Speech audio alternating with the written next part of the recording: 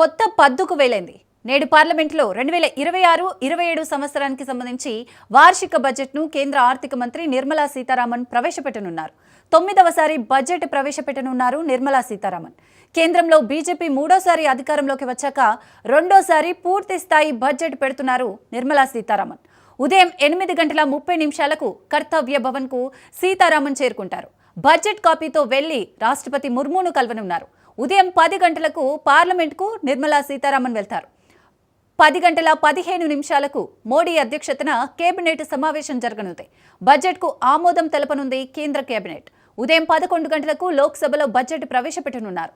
సుమారు 2 గంటల పాటు బడ్జెట్ ప్రసంగం ఉండే అవకాశాలున్నట్లు సమాచారం.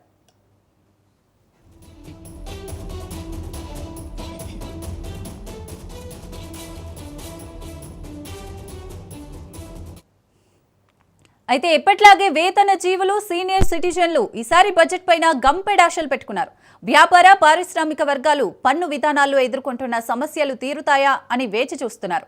వచ్చే ఆర్థిక సంవత్సరానికి గాను ఆర్థిక శాఖ మంత్రి నిర్మలా సీతారామన్ పార్లమెంట్లో బడ్జెట్ ప్రవేశపెట్టనున్నారు.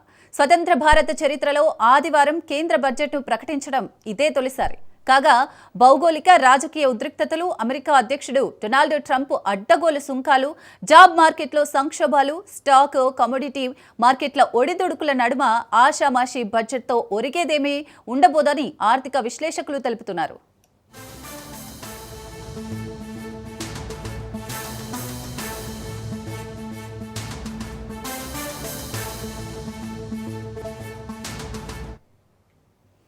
ఈసారి బడ్జెట్లో స్థిరమైన వృద్ధి, ఉద్యోగాల కల్పన, తయారీ రంగానికి ఊతమిచ్చే నిర్ణయాలు ఉండాలని ఎక్స్పర్ట్స్ సూచిస్తున్నారు. అంతర్జాతీయ ఉద్రిక్తతలు, వాణిజ్య యుద్ధాల నేపథ్యంలో పారిశ్రామిక రంగం డిమాండ్లను పరిష్కరించాల్సిన అవసరం ఉందని చెబుతున్నారు.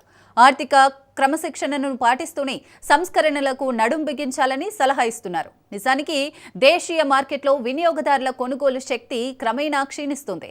దాన్ని బలపరిచే విషయంలో ఇప్పటికే మోడీ సర్కార్ తీవ్ర ఒత్తిళ్లను ఎదుర్కొంటుందని పలువురు ఆర్థిక విశ్లేషకులు గుర్తు చేస్తున్నారు. అందుకే ఈ బడ్జెట్ను ఉద్యోగ కల్పన, పెట్టుబడుల పెంపునకు సదావకాశంగా భావించి చర్యలు చేపడితే బాగుంటుందని హితవు పలుకుతున్నారు. ముఖ్యంగా భారత్పై విదేశీ మదుపర్లలో సన్నగిలిన విశ్వాసాన్ని పెంపొందించడం ఆర్థిక మంత్రి ఎదుట ఇప్పటికిప్పుడు అసలు పరీక్షగా పేర్కొంటున్నారు.